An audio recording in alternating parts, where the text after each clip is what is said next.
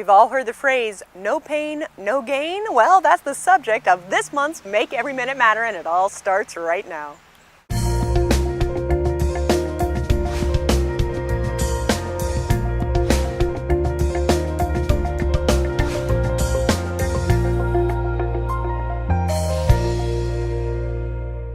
Welcome back to Make Every Minute Matter, my friends. I'm so excited that you choose to share a little bit of your day, and I'll do my best to encourage you to be all that you were created to be, because as I often say here, you, my friend, were created for greatness.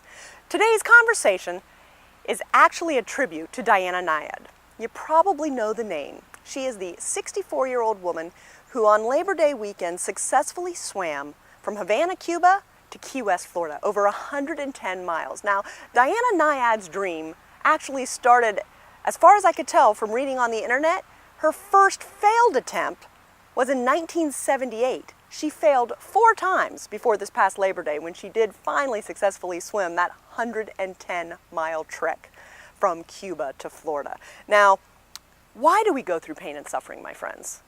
A lot of us wish it didn't happen. I'm like the rest of you. I don't like pain, I don't like suffering, but I believe there are 2 reasons that pain and suffering happen. And it's actually for our good. Number 1, it happens to teach us a lesson. All those lessons are different sometimes, and you can never put your finger on it when you're going through it. And it always feels horrible as you're going through it. When you look back on it, perhaps not so much. The second reason I believe we go through pain and suffering is so that we can help someone else who goes through a similar bout of pain and suffering as we did.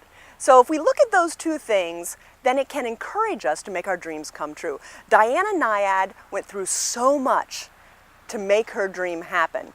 I read where it said with every stroke, she felt like her arms were anchors. But this was kind of a thought that she shared with people. With every stroke forward, she felt like she was pushing Cuba behind her and pulling Florida closer. So my question for you is, what are you pushing behind you? And what are you pulling closer toward today? A dream, something that you've wanted to do for a long time, whether it's go back to school, get a new job, get out of a bad relationship, or just make your life a little more exciting. Feel like what you were created to do. Are you doing what you feel like you were created to do? If not, as long as we still have breath, we have time to actually be all that we were created to be. And that's what I want to encourage you to do today. Find a way. It doesn't matter how, it doesn't matter why, but if we want to, we can all find a way. Many of you who know me know how much I love Facebook, and I love it because I'm able to connect with friends from all over the country. And I've got a shout out right now to a friend from kindergarten, Maria, who recently got her master's degree. Now, she's a wife and a mother of 2, and she works full time. And I am sure that it wasn't easy for Maria to get her master's degree. I'm sure there was some pain and suffering that went into it along the way. But congratulations, Maria. I'm so excited for you, and I'm so very, very proud of you. And you, my friend, I find as an encouragement. And I hope each of you find this little conversation encouraging as well. And I want over this next month to you to think about, what are you willing to do to make your dreams come true? Can you handle a little pain and suffering? And when you get to that other side, what are you going to do to help someone else who's going through a little pain and suffering? Because remember, we were all created for greatness, and you have a great, big, beautiful future ahead of you. It doesn't matter what's in your past. What are you working for? What are you striving for? You can do it.